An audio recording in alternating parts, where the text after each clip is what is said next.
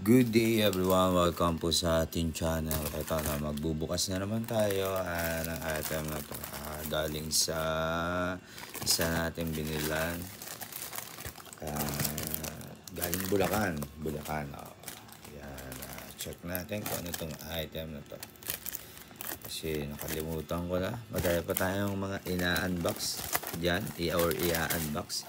Medyo busy lang po tayo. At kung bago lang po kayo, please like and subscribe, Pinoy Collector. So, ayan. Buksan natin. Gupitin lang natin ng dahan-dahan. Baka ang magupit natin ay yung item. Iyak.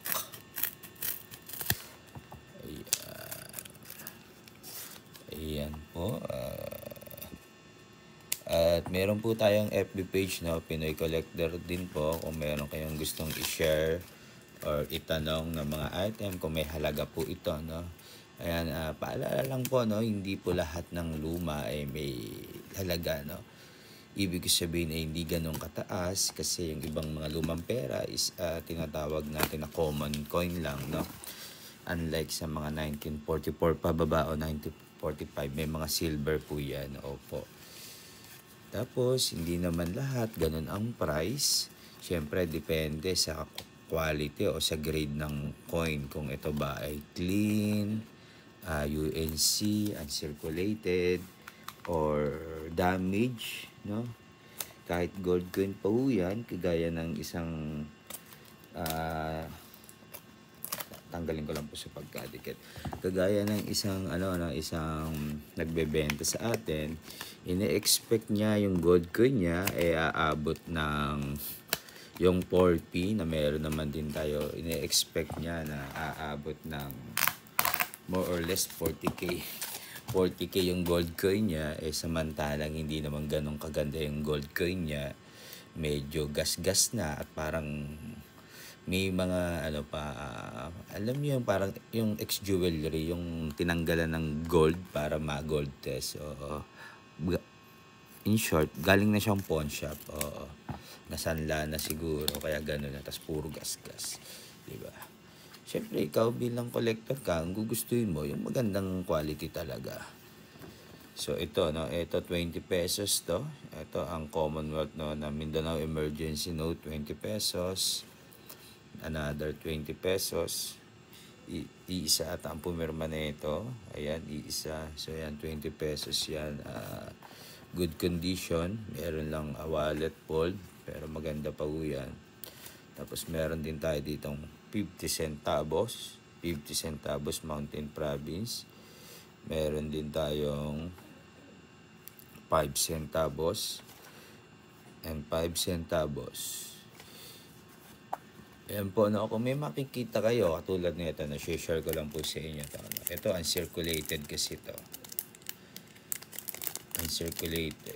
Iba ang presyo nito, Iba uncirculated to. Walang fold, walang kasulat-sulat, stain, o yung pox, yung tinatawag. Diba? For example, ang halaga nito is 500. Example lang, 500 pesos.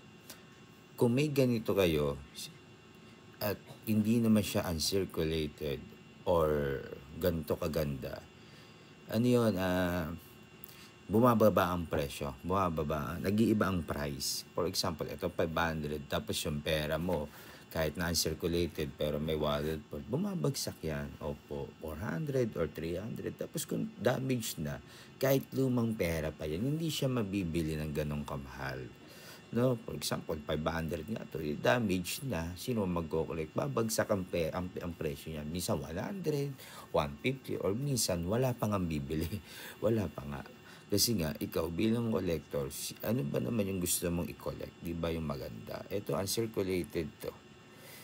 Tingnan natin yung serial kung, ayan, magkasunod, di ba? Naingatan talaga. Ayan. Ayan, meron din ito, meron tayo sa Shopee nito, Pinoy Collector, kung gusto niyo rin ipo-post, meron ako nakapost doon, uncirculated siya, pero meron siyang konting stain, o nabili na ata, hindi ko sure, pero check ko niya na lang, diba? Kaya nag-iiba ang price, depende sa quality o sa grade ng pera. So, ayan guys, kung meron kayong gustong i-share, ibenta, i-message nyo lang ako sa FB page natin, Pinoy Collector. At kung may mga gusto kayong makitang item, meron tayong Shopee, Pinoy Collector din. Pero minsan, madalas hindi tayo nakakapag-post doon kasi dinidelete ni Shopee kasi may page siya. Kaya, ayun, hindi natin naka-post lahat.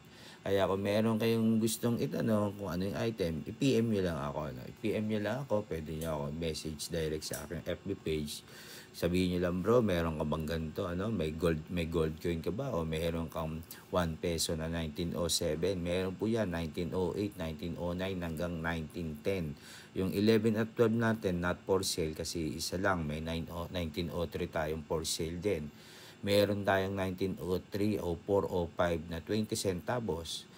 No, 20 centavos po meron tayong 50 centavos na 1902 trend. O mag-message lang po kayo. Tapos madami tayong hard to find na 1 peso. So hanggang dito po muna muli. Thank you po sa inyong pag-support. Pa-like and subscribe na rin po. Almost 18K na po tayo. Ayan, thank you. At yan, pag nagka-meet up tayo, meron na tayong sticker, no? Yung ganito, no? Baka magkaroon tayo ng pwesto sa may Quezon City. Magkakaroon ng parang meet yung mga collector doon. Kung taga Quezon City kayo, Quezon City Circle, abangan nyo lang. Post ako dito kung kailan at kung ano yung store ko para makakuha kayo ng libreng sticker. Thank you everyone and God bless.